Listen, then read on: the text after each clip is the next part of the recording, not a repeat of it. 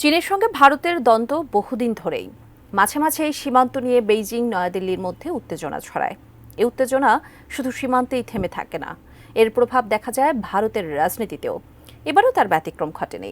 এবার চীনের এক ঘোষণায় উত্তপ্ত ছড়িয়েছে ভারতের রাজনীতিতে। এতে বিবাদে জড়িয়েছে ভারতের দুই বড় রাজনৈতিক দল বিজেপি ও কংগ্রেস। এই দুই দলের বিবাদ নিয়ে আরও জানাচ্ছেন শেখ ফরিদ।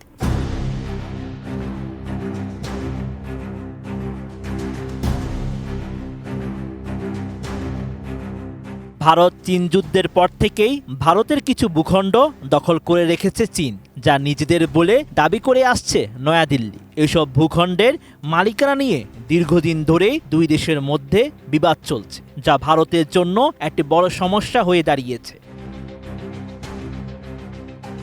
এমন পরিস্থিতিতে ভারতের লাদাখ অঞ্চলে সম্প্রতি নতুন দুটি প্রদেশ ঘোষণা করেছে চীন। এছাড়া ভারতের অরুণাচল প্রদেশকে নিজেদের অংশ বলে দাবি করে মানচিত্রে অন্তর্ভুক্ত করেছে শি জিনপিং এর সরকার। এমন ঘোষণার পরই তোলপাড় শুরু হয়েছে ভারতের রাজনীতিতে। রাহুল গান্ধী নেতৃত্বাধীন প্রধান বিরোধী দল কংগ্রেসের সঙ্গে বিবাদে জড়িয়েছে নরেন্দ্র মোদীর বিজেপি। অভিযোগ ছুড়ে দিচ্ছে একে অপরের দিকে।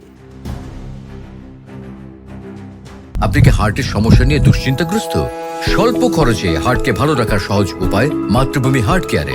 ভারতের পররাষ্ট্র মন্ত্রণালয় জানায়, চীনের ঘোষিত কাউন্টিগুলোর কিছু অংশ লাদাখের অধীনে পড়েছে। তবে নয়াদিল্লি কখনই এই অঞ্চলে ভারতীয় ভূখণ্ডে চীনের অবৈধ দখলদারিত্বকে মেনে নেবে না।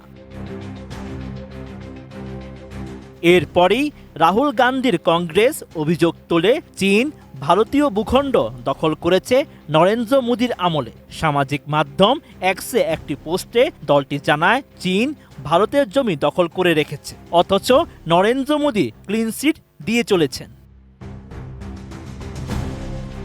এরপরই পাল্টা অভিযোগ তোলে বিজেপিও। বিজেপির তথ্য প্রযুক্তি বিভাগের প্রধান অমিত মালব্য জানান, তৎকালীন কংগ্রেস নেতা নেহরুর বিশ্বাসঘাতকতার জন্য মোদীকে দোষারোপ করা হচ্ছে। কংগ্রেস মিথ্যাচার করে পার পেয়ে যেতে পারে না। গত বছরের শেষের দিকে ভারতের পররাষ্ট্রমন্ত্রী জয়শঙ্করের মধ্যস্থতায় চীনের সঙ্গে বৈঠকের পর সম্পর্কের বরফ গলছে বলে ধারণা করেছিলেন বিশেষজ্ঞরা। কিন্তু সেই ধারণাকে ভুল প্রমাণ করে নতুন বছর শুরু হতেই আবারও উত্তেজনা শুরু হয়েছে বেইজিং নয়াদিল্লির মধ্যে। Sheikh Farid, ATN news.